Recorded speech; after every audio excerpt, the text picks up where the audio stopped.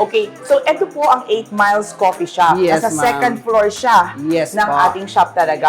Yes. So, Coach Elmer, Mr. Elmer, Kuya Elmer. Ang Yes, dami na ma'am. natin tinawag kay Mr. Elmer, di ba? So, ipakilala natin ngayon. This is, Ito po yung coffee shop natin with brand for 8 Miles Coffee. Now, one of our dream, as soon as sana mangyari na magkakaroon tayo ng beans from Philippines to here in the UAE. Saan matatagpuan ang 8 Miles Coffee Shop? Alcus Industrial Area po, ma'am. Alcus. Ayun. Dito po, matatagpuan nyo po ang 8 Miles Coffee Shop, kung saan nyo matatagpuan nyo si 8 Miles, yung pinaka-main shop niya for the meantime. And then dito nyo rin matatagpuan si Burbricks Toys. Lahat-lahat nandito sa Alcus 3. Malapit po sa MOE.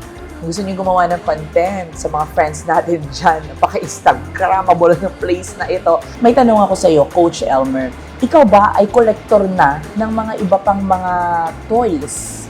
In the Philippines, ma'am, collector na tayo. Pero dahil mahirap lang tayo, McDonald's toys na lang kaya natin. Gusto ko yun. Nag-start tayo sa collection ng McDonald's lang. Kailangan walang bibitaw. Kasi ma'am, pag bumitaw ka, wala na eh. Tapos na siya. Tapos na siya. Hindi mo na siya mag-grow up.